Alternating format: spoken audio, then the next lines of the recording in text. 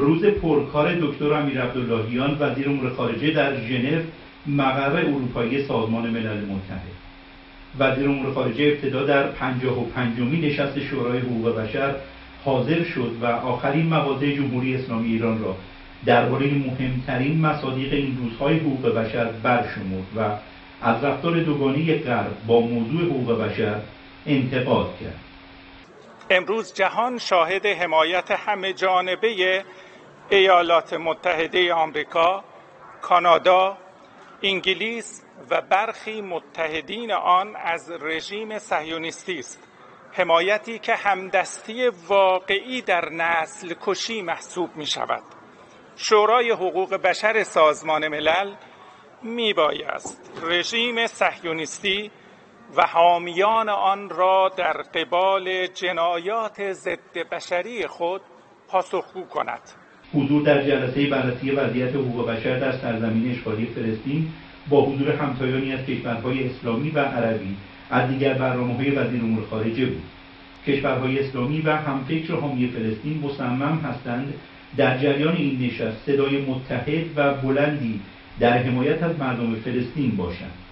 رژیم اسرائیل به دنبال این است که شرایط انسانی رو روز به روز بدتر میکنه تا بتوانه به اهداف خودش برسه و نسل کشی که از طریق بمباران بخشش هنوز حاصل نشده، از طریق گرسنگی و مرگ و بیماری‌های فراگیر و عفونی ادامه بده.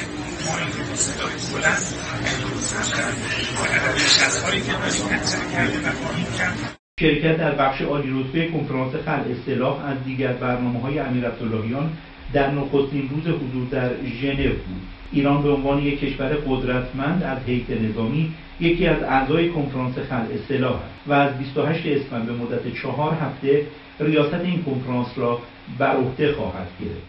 دیدار با گوترش دبیرکل سازمان ملل، اسپولیاریک رئیس کمیته بین‌المللی صلیب سرخ و نیز وزرای امور خارجه ویتنام، اردن، کویت، اندونزی و فنلاند از دیگر برنامه‌های وزیر امور خارجه کشورمان در حاشیه نشست شورای حقوق بشر در ژنو بود. 55مین نشست شورای حقوق بشر سازمان ملل از 7 اسفند تا 17 فروردین 1403 به مدت حدود 40 روز برگزار می شود. شهسوار حسینی، خبرنگار اعزامی خبرگزاری صدا و سیما، ژنو.